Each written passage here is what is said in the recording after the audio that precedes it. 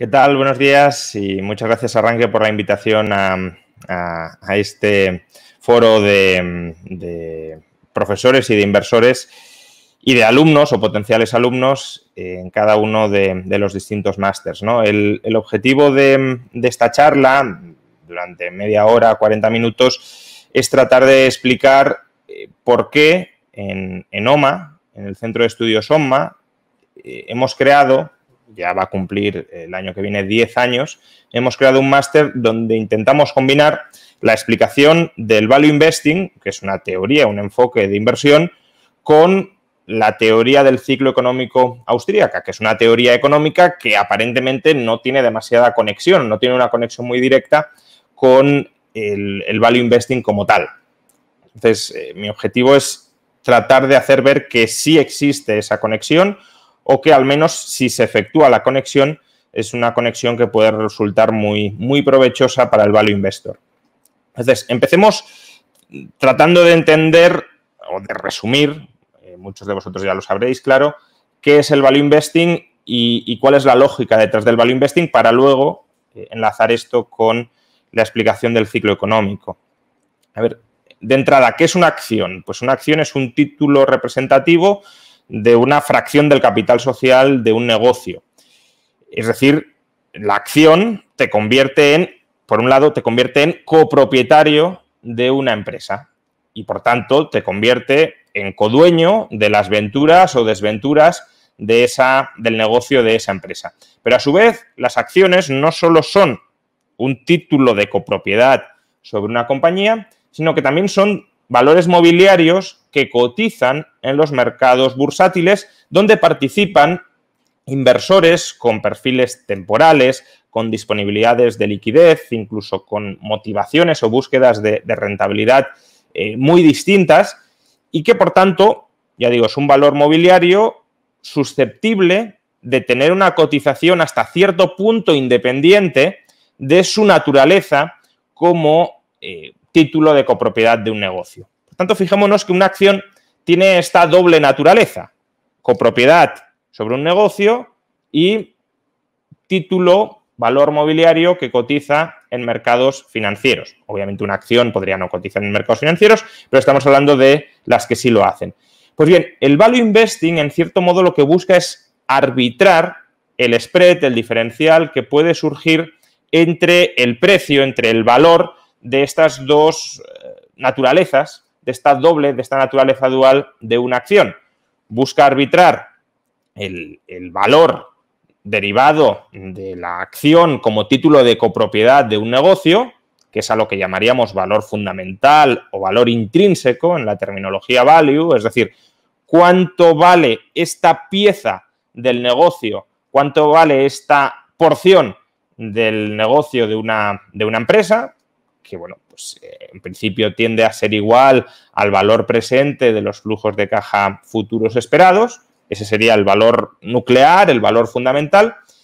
Y luego quiere arbitrar este valor intrínseco fundamental, derivado de la naturaleza de negocio de una empresa, con la cotización de esa acción en los mercados financieros. Una cotización que depende de las pujas competitivas que efectúen numerosos inversores que, como ya hemos dicho, tienen estrategias, objetivos, horizontes temporales, aversiones al riesgo, disponibilidades de liquidez muy distintas. En principio, la hipótesis de los mercados eficientes nos dice que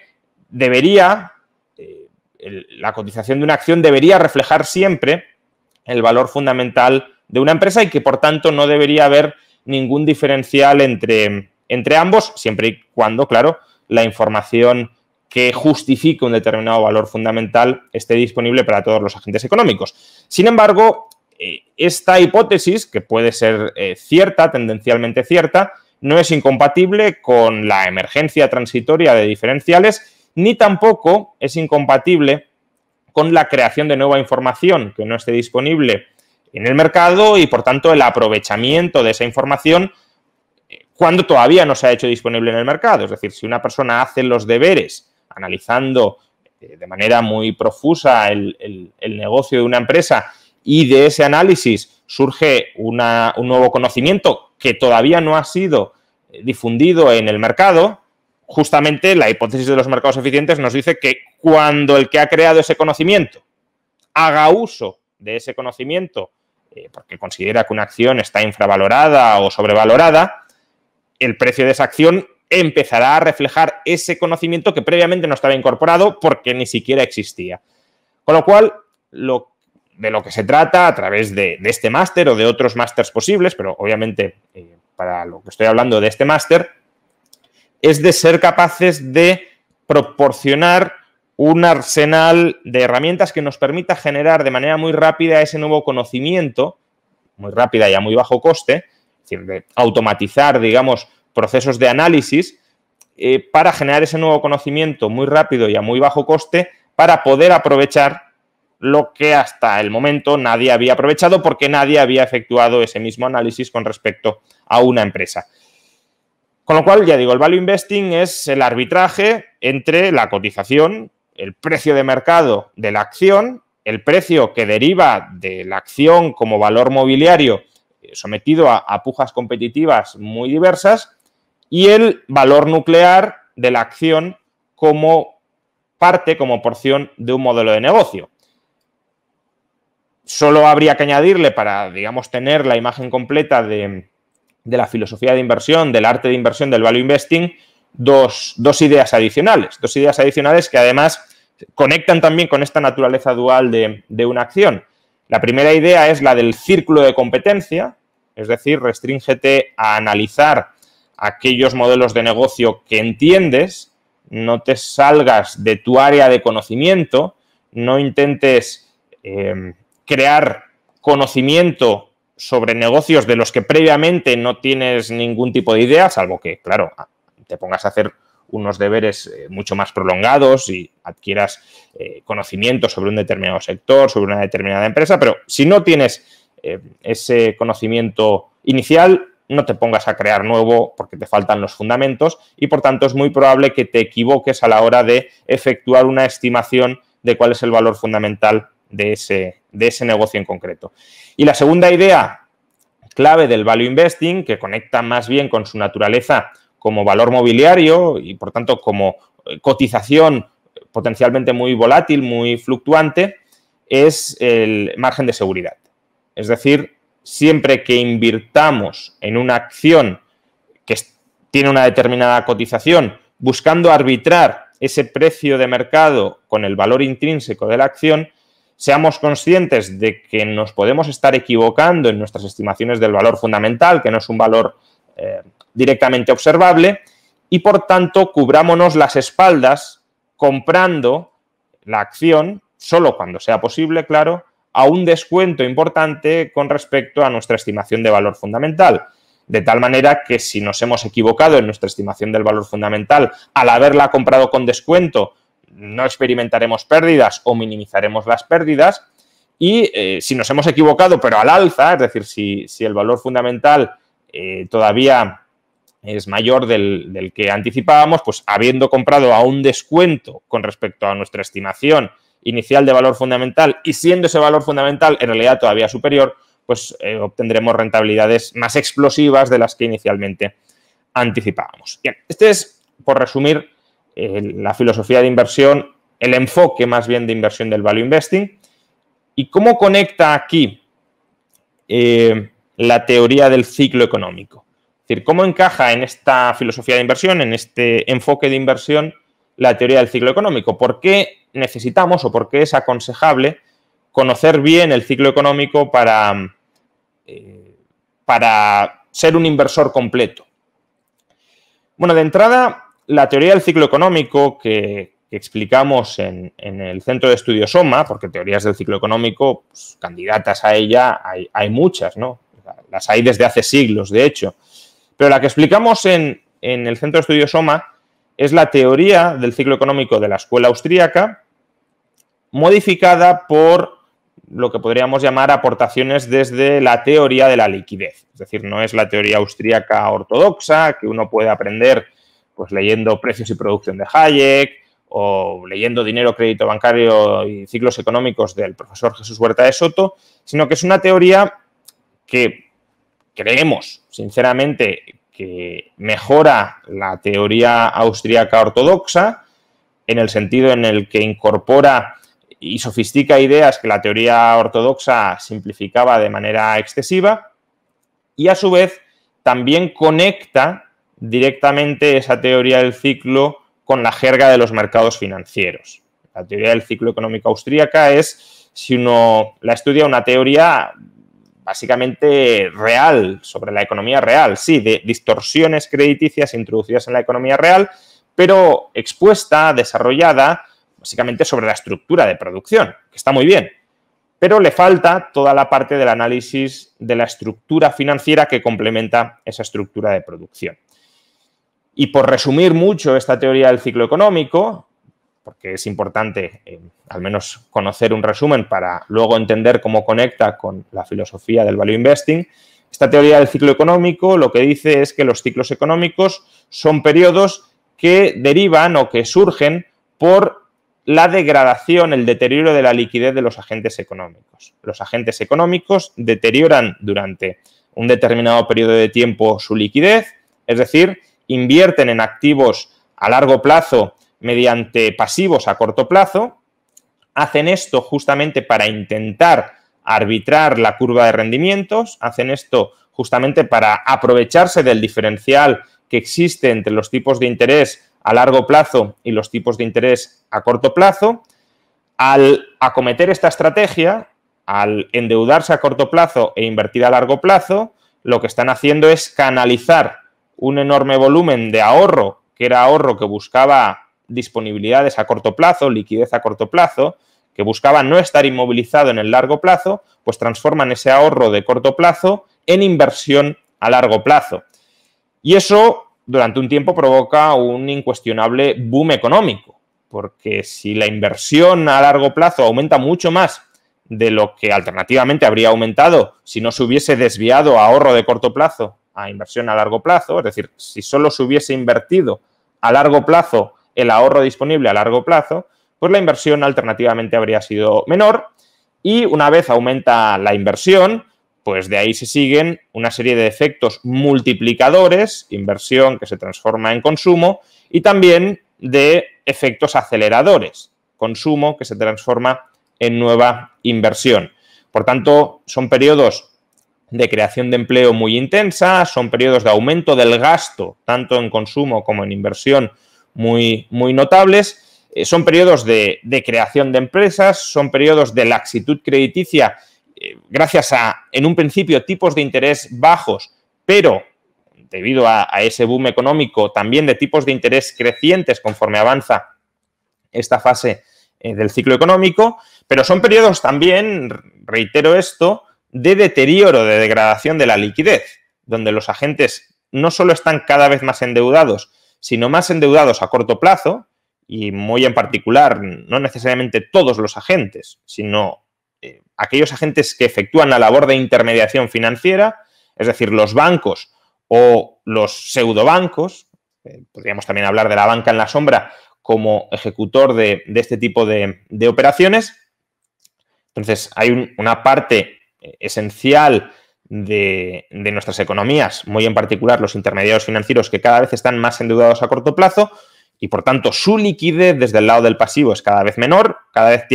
están más expuestos a tener que desembolsar, reembolsar grandes cantidades de capital a muy corto plazo y, a su vez, cada vez están más ilíquidos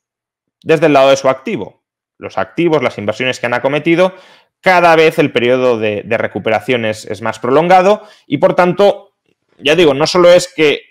cada vez estén más expuestos a tener que devolver un enorme capital a corto plazo, sino que las herramientas que tendrían para poder devolver ese capital a corto plazo están inmovilizadas en el largo plazo, con lo cual ellos recuperan cada vez menos capital a corto plazo, lo tienen recuperable en el largo, pero sí tienen que devolver grandes sumas a corto plazo. De manera que la supervivencia de esta fase expansiva del ciclo económico depende crucialmente de que los agentes económicos sean capaces de refinanciar sus posiciones de endeudamiento a corto plazo o de liquidar sus inversiones a largo plazo a un precio estable o suficientemente estable como para amortizar las deudas a corto plazo que no sean capaces de refinanciar. Y la laxitud crediticia, desde luego, durante un tiempo, durante periodos más o menos prolongados de tiempo, pues puede permitir tanto que los agentes se refinancien a corto plazo a unos tipos de interés más o menos estables, como que los agentes sean capaces de liquidar, de vender sus activos a largo plazo a precios, de nuevo, más o menos estables. El problema es, conforme va avanzando esta fase expansiva del ciclo económico, los desequilibrios en la economía real se van acumulando, en el sentido de que no hay ahorradores, no lo sabía desde un inicio, porque recordemos que el arbitraje ha sido corto-largo plazo, ahorro corto plazo, inversión a largo plazo, no hay ahorradores que estén dispuestos a retrasar más sus horizontes de gasto, quieren hacer uso de su ahorro y, sin embargo, las inversiones que están pensadas para producir aquellas mercancías sobre las que quieren tomar control esos ahorradores a corto plazo cuando dispongan de su ahorro, pues esas inversiones no están todavía produciendo mercancías en volúmenes suficientes como para satisfacer la demanda de gasto de los ahorradores a corto plazo. De manera que ahí se produce una contradicción, se produce un desajuste intertemporal entre los planes de los ahorradores y los planes de los inversores, que a su vez también tiene un reflejo en el desajuste, en el desequilibrio que se produce en el sector financiero. Los intermediarios financieros cada vez están más expuestos a estos inversores reales que van teniendo crecientemente complicado mantener sus modelos de negocio viables en un contexto en el que las preferencias y las pautas de consumo, de gasto, están cambiando dentro de la economía. Entonces, los intermediarios están cada vez más expuestos a esta parte de la economía crecientemente arriesgada y, por tanto, lo que empiezan a hacer es no posicionarse tan agresivamente mediante extensión del crédito en esta parte de la economía que van viendo como crecientemente inquietante o peligrosa. Pero la restricción del crédito por prudencia financiera lo que provoca es justamente que estos agentes económicos en la economía real que tenían que refinanciar su deuda a corto plazo o la deuda que vaya venciendo para mantener viva su capacidad de inversión a largo plazo, que estos agentes económicos lo vayan teniendo cada vez más complicado, que se les estrangule financieramente y, por tanto, que el desajuste, el desequilibrio intertemporal que había en los modelos de negocio de esa economía estalle pues antes de que, digamos, el desequilibrio ya sea máximo y ya sea insostenible. Insostenible sería que no tengamos prácticamente bienes presentes porque todos los recursos están siendo utilizados para producir bienes futuros, dado que la inversión se va alargando a futuro y, en cambio, el ahorro no está dispuesto a esperar tanto tiempo para disponer de las mercancías. Bien, esta fase expansiva, por tanto, llegará a su fin tanto por desequilibrios en la economía real, que además se materializarán en forma de cuellos de botella, ¿no? Aquellos recursos en los que relativamente se haya infrainvertido para desarrollar otras inversiones más a largo plazo estrangularán la rentabilidad de los negocios que estén invirtiendo a más largo plazo y que no tengan esa capacidad de transformar esas inversiones de largo plazo en mercancías ya vendibles en el corto plazo, como también se les estrangulará, como he explicado, desde el lado financiero. No digamos ya si además el Banco Central sube tipos de interés para contrarrestar las tensiones inflacionistas que se suelen vivir también en este periodo. Y esa fase alcista dará lugar a una fase depresiva. Una fase depresiva donde se le dará la vuelta a las dinámicas anteriores. El crédito se restringirá, tanto porque, como hemos dicho, los intermediarios financieros estarán temerosos de lo que puede suceder, cuanto porque incluso muchos de esos intermediarios financieros pueden haber quebrado, no haber sido capaces de refinanciarse, no haber sido capaces de recobrar todos los créditos que habían extendido a una economía real que estará atravesando por nubarrones.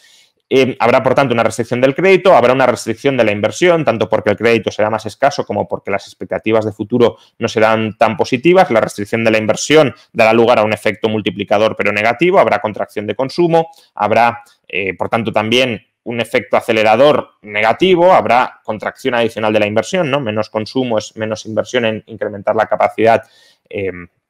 productiva de las industrias que intentan satisfacer esa demanda creciente de bienes de consumo. Por tanto, habrá una liquidación generalizada de los activos de la economía, especialmente de aquellos activos insertos en modelos de negocio inviables, que provocará una deflación y una caída de la demanda de crédito que dará lugar, pues eso, a caídas de precios y caídas de tipos de interés. Entonces, bueno, esta es, por resumir mucho y simplificar mucho, porque obviamente aquí hay muchos pasos que no hemos expuesto con todo el detalle que deberíamos para entender las relaciones causales en su profundidad, pero esta es esencialmente la teoría del ciclo económico austríaca modificada por elementos de la teoría de la liquidez. Y bien, ¿cómo encaja esto o qué interés puede tener esto para el inversor value? ¿En qué sentido el inversor value convendría que conociera bien esta teoría del ciclo económico, aparte de otras muchas cuestiones económicas, no solamente del ciclo, que también explicamos en el máster, para mejorar sus resultados en inversores, ¿no? Bien, pues si recordamos que la acción tiene esta naturaleza dual, la naturaleza como parte, como porción de un modelo de negocio, y su naturaleza como valor mobiliario sometido a una cotización pues, muy volátil en un entorno de inversores y especuladores que no todos ellos intentan anticipar cuál va a ser el valor de esa acción como porción del negocio de una empresa, también podemos entender en qué sentido la teoría del ciclo económico impacta sobre esta doble naturaleza de la empresa, sobre su naturaleza como modelo de negocio, como empresa, o porción de la empresa, porción de la propiedad de la empresa, y como título bursátil, ¿no? La teoría del ciclo económico, la fluctuación de la disponibilidad de crédito y las distorsiones que esas fluctuaciones en la disponibilidad de crédito ejercen sobre la economía real, pues impactarán tanto sobre el modelo de negocio de la empresa, y muy en especial de aquellas empresas que estén insertas o que sean del tipo de sectores cíclicos. Los sectores cíclicos son, justamente por definición, aquellos que están más expuestos a las fluctuaciones crediticias, aquellos negocios, como pueden ser constructoras, promotoras, automovilísticas, que reciben una parte muy importante de sus ingresos de ventas que se financian a crédito y que, por tanto, serán negocios que verán incrementar mucho sus beneficios durante las fases alcistas del ciclo económico, pero que, en cambio, verán cómo sus negocios sufren muchísimo durante las fases depresivas del ciclo económico. Entonces, el ciclo económico nos ayuda a entender estas dinámicas reales, estas dinámicas de la evolución empresarial, de la evolución del modelo de negocio y, por tanto, del precio de la acción, del valor de la acción como porción del modelo de negocio, pero también el crédito, como no, impacta en los mercados financieros. La disponibilidad absoluta de crédito y, por tanto, el agotamiento de las inversiones más seguras y menos rentables, lo que provoca es un incremento de los múltiplos en bolsa. Es decir, lo que provoca es que los inversores estén dispuestos a pagar mucho más por los beneficios futuros esperados de una acción de lo que estaban dispuestos a pagar antes. Por tanto, el ciclo económico, y por contra, claro, por el contrario, cuando el ciclo económico se hunde, sucede lo contrario. Los múltiplos se estrechan, se reducen de manera enorme y, por tanto, los inversores están dispuestos a pagar mucho menos por los beneficios futuros esperados de un negocio, que a su vez esos beneficios futuros esperados se habrán hundido durante la fase depresiva. Por tanto, el ciclo económico nos ayuda a entender, en el modelo más elemental de valoración de una empresa, modelo casi tautológico, pues si el precio de una acción es igual a sus beneficios por acción por el múltiplo de esos beneficios por acción, pues la teoría del ciclo nos ayuda a entender, por un lado, cómo se determinan esos beneficios por acción y cómo fluctúan esos beneficios por acción a lo largo del ciclo económico, y también nos ayuda a entender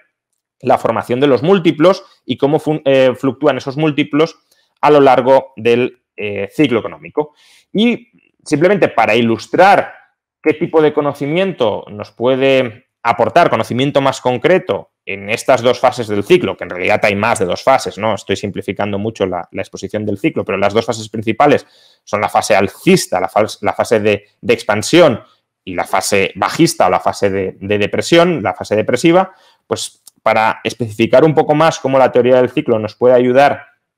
a entender las dinámicas que tienen lugar en cada una de estas fases y cómo esas dinámicas impactan sobre el beneficio por acción y sobre los múltiplos, pues simplemente unas ilustraciones, especialmente ilustraciones para los sectores más cíclicos dentro de la economía.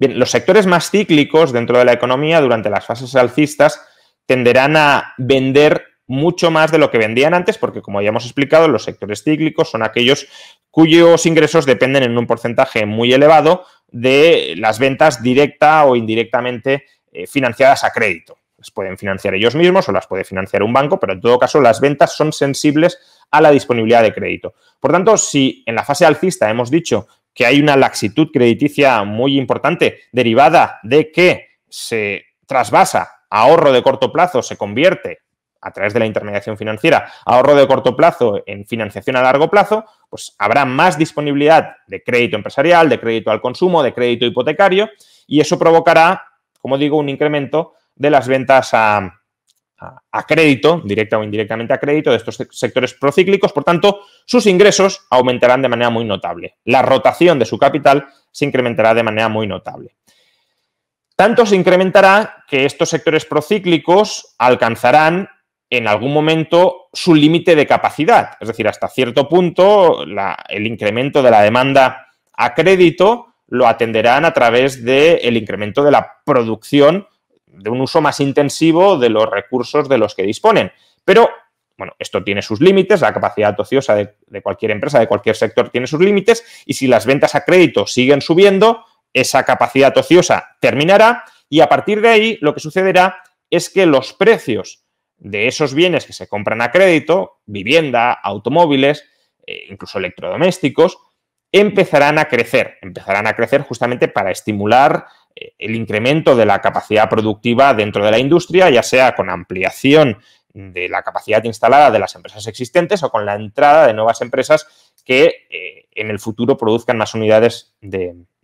estos bienes. Pero durante un tiempo, claro, para incentivar ese incremento de la inversión, los precios subirán. Y el aumento de precios significará un incremento del margen que obtendrán estas empresas instaladas en sectores cíclicos. A su vez, el margen también se verá impactado por la dilución, digámoslo así, de los costes fijos. En la medida en que estas empresas vendan muchas más unidades, podrán distribuir sus costes fijos entre un mayor número de unidades y, por tanto, los costes medios de producción de estas empresas, ceteris paribus, porque también si utilizan algún recurso que a lo largo de la fase alcista va escaseando, es decir, que está sometido a cuellos de botella, pues parte de los costes variables se pueden incrementar, pero ceteris paribus, el coste medio de estas empresas se reducirá, especialmente entre aquellas empresas que tengan un componente de costes fijos muy importantes porque lo distribuirán entre ese mayor número de unidades. Por tanto, fijaos que en cuanto a los beneficios por acción, lo que tenemos es un incremento de la rotación del capital y un incremento del margen vía aumento de precio y vía reducción del coste medio. Por tanto, los beneficios y la tasa de rentabilidad sobre los activos se incrementará. Pero es que a su vez no solo se incrementará la rentabilidad sobre los activos, el ROA, sino que además estas empresas muy probablemente lo que harán será aprovechar la disponibilidad, la sobreabundancia de crédito para recomprar sus propias acciones o para incrementar su capacidad instalada con base a la deuda. Con lo cual, este recurso al apalancamiento dará lugar a un efecto multiplicador del apalancamiento sobre la rentabilidad empresarial, que lo que hará es multiplicar la rentabilidad sobre los recursos propios, el ROE. No ya el ROA, que habrá aumentado por las dinámicas que he expuesto, sino también el ROE. Por tanto, estos negocios serán mucho más rentables durante la fase alcista, pero muchísimo más rentables de lo que lo eran en tiempos normales. Y a su vez, en el mercado financiero, como ya hemos explicado, la laxitud del crédito dará lugar a una despreocupación generalizada por la liquidez de los agentes, porque si yo siempre me puedo refinanciar cuando lo necesito o siempre puedo vender mis activos a un valor negociable más o menos estable porque alguien me los compra a crédito, pues ¿para qué tengo que mantener prudencia en cuanto a la gestión de mi liquidez? ¿Para qué tengo que mantener saldos de tesorería? ¿Para qué tengo que estar endeudado a largo plazo? ¿Para qué tengo que mantener unos fondos propios abundantes limitando mi apalancamiento? Y eso también se traducirá, junto con expectativas burbujísticas que tienden a desarrollarse durante la fase alcista, en un incremento, como hemos dicho, de los múltiplos bursátiles. Habrá entradas de capital en la bolsa, inversores que estaban fuera de la bolsa porque a lo mejor mantenían saldos de liquidez y que ahora, al deteriorarlos, deciden invertir en bolsa después de que se han agotado los activos de menor rentabilidad y menos riesgo. Y también habrá una recomposición de las carteras dentro de bolsa, desde sectores más defensivos a sectores agresivos, que serán los que estén dando mayor rentabilidad. Ahí es justamente donde se genera una cierta dinámica burbujística. Por tanto, habrá múltiplos crecientes en el mercado financiero. No solo es que la rentabilidad, que el beneficio por acción se haya multiplicado, es que a su vez los múltiplos serán crecientes. Y en la fase depresiva, como os podéis imaginar, estas dinámicas se invierten. Las ventas a crédito de los sectores procíclicos se desmoronan porque no hay crédito, porque los agentes no se quieren endeudar y aquellos que quieren endeudarse probablemente no tengan capacidad para endeudarse porque los intermediarios financieros no les quieran dar crédito en ese contexto. Por tanto, las ventas se desmoronarán. La capacidad ociosa, la capacidad instalada de estos sectores habrá aumentado mucho y, por tanto, su capacidad ociosa será gigantesca. Habrán sobreinvertido durante la fase alcista para tener la capacidad de atender más clientela, más ventas, y ahora que les han caído las ventas, que les han desaparecido prácticamente las ventas, pues tienen una capacidad instalada gigantesca que no están utilizando. Y eso dará lugar, obviamente, a caídas de precios, porque si toda la industria tiene sobrecapacidad productiva, a poco que aumente la demanda, no aumentarán los precios y, de hecho, si hay stocks invendidos de esas mercancías, esos stocks tenderán a liquidarse, a venderse de manera liquidativa y, por tanto, a precios decrecientes. Sus costes fijos, si no venden, apenas podrán distribuirse entre las unidades que ya no venden y, por tanto, el coste medio de producción de una unidad se incrementará y las deudas que han acumulado en el pasado para apalancarse y aprovechar ese efecto multiplicador del apalancamiento, pues ahora multiplicarán las rentabilidades negativas sobre los fondos propios hasta el punto de que los podrán arrastrar a una liquidación total o parcial de esas empresas. Y las liquidaciones empresariales se traducen en ventas a pérdidas de los activos y, por tanto, en mayor erosión de los fondos propios hasta su potencial desaparición completa. Y, a su vez, este mal escenario macroeconómico, llamémoslo así, especialmente concentrado en determinados sectores, tendrá su traslación también en los mercados financieros, tendrá su traslación en la bolsa. La restricción del crédito y la mayor preocupación por la liquidez entre los agentes económicos, la fuga a la calidad que se produce durante estos contextos depresivos, reforzada además por expectativas pesimistas, pues tenderán a amplificar el desmoronamiento del valor de estas acciones de sectores más procíclicos en los mercados bursátiles. Se producirán salidas de la bolsa, los agentes necesitarán liquidez, por ejemplo, para atender el repago de sus deudas y no quebrar, y parte de la liquidez la obtendrán pues liquidando sus carteras bursátiles a cualquier precio. Se producirán también recomposiciones de cartera desde sectores más agresivos a sectores más depresivos y eso dará lugar a un hundimiento de los múltiplos. No es solo que el beneficio por acción se hunda, incluso que se transformen en pérdidas por acción, no en beneficio positivo, sino que los múltiplos habrán colapsado. Y, por tanto, habrá empresas especialmente concentradas en sectores procíclicos que como decía Benjamin Graham en la Gran Depresión de la década de los 30 del siglo pasado, habrá empresas que valdrán más muertas que vivas. Es decir, que estarán cotizando en bolsa por debajo del valor liquidativo, del valor contable liquidativo de esas empresas. Que si cerráramos esas empresas y vendiéramos sus activos, obtendríamos en principio, porque el valor liquidativo también está bastante indeterminado, pero obtendríamos en principio una suma de dinero superior a lo que nos cuesta comprar la totalidad de esa empresa en bolsa.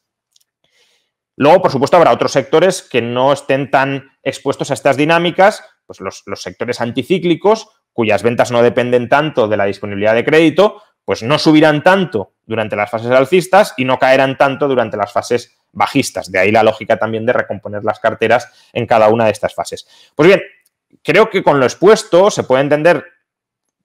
perfectamente por qué al Value Investor sí le interesa conocer la teoría del ciclo económico, porque estamos hablando de la posibilidad de arbitrar un margen adicional al margen que ya está arbitrando el Value Investor. No solo se trataría de arbitrar el margen entre el valor fundamental, el valor intrínseco y el precio de mercado de la acción, sino también el de arbitrar el precio de una acción como modelo de negocio, como porción de un negocio, durante las fases depresivas, en fases en las que ese negocio se comprará a precios irrisorios justamente por la cercanía en la que puede encontrarse a la bancarrota, pero incluso aunque no esté cerca de la bancarrota, esos sectores se desplomarán enormemente en bolsa. Arbitrar ese precio depresivo, ese precio de hundimiento, ese precio de derribo de las depresiones con el precio cuasi burbujístico o burbujístico que se da en las fases alcistas. Si la fluctuación es especialmente acusada en los valores cíclicos y se hunde en las depresiones y se dispara en las fases alcistas, entender bien cómo funcionan esos modelos de negocio, esas empresas, esos sectores, entender su relación con el ciclo económico, entender o ser capaces de analizar, siempre con incertidumbre, claro, nadie tiene una bola de cristal para determinarlo, pero entender bien en qué fase del ciclo económico nos encontramos y cuándo podemos estar a punto de dar el cambio en la fase del ciclo económico, pues es un conocimiento, yo diría, fundamental para complementar la disciplina inversora del Value Investing. Muchísimas gracias.